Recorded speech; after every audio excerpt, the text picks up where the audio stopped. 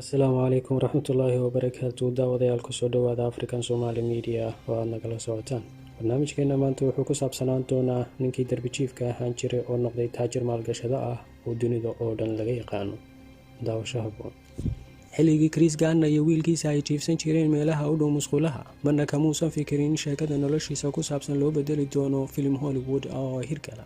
Waxay ahayd 1980 markii Gardner uu ahaa xilligaas 27 sano jir iyo cunugiisa ay ahaayeen guri la'aan ayna ku noolaayeen San Francisco. Waxa darbi jiifnimada ku wehelinaya xaaskiisa, waxaana arrintaas ku kalifay kadib markii laga saaray guri ay degganaayeen oo ay kirada bixin waayeen. Mararka qaar waxay seexan jireen meelaha gawaarida la dhigto, kiniisadaha nawaaxigooda ama miisaska hoostooda.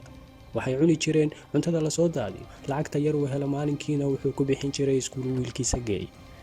Dhibkaasi aawadii Gardner wuxuu ku dadaalay inuu shaqo helo. Wuxuu bilaabay inuu shirkad ka caawiyo iibinta saamiyada, balse tababar kadib maamulihii shirkadda wuxuu siiyey shaqo. Markii dambe wuxuu awood u yeeshay inuu guri kiraysto, shaqadiisa ayaana kor u kacay. Sanadkii 1987 wuxuu furtay shirkad maalgashi oo uu isagu leeyahay oo uu ugu magac daray Gardner Ridge.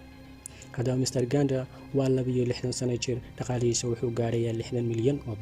Caalamka oo dhan ayuu u safraa, wuxuuna noqday qof jeediya hadallada dhiirigelinta. Wuxuuna maalgeliyaa hay'adaha caawiya dadka guryo la'aanta ah iyo hay'adaha ka hortaga xadgudubka dhanka dumarka. Malqaben ku noqon karta. Haddaba raac 10 qodob. Dhibaato kasta xal ayay leedahay marka laga fikiro hal abuurna lala yimaado. Qofka macmiilka ayaa mar walba saxan. Dib u laabo kadibna horay isku ballaari. Mar walba waa maalinkii kuugu horeysay.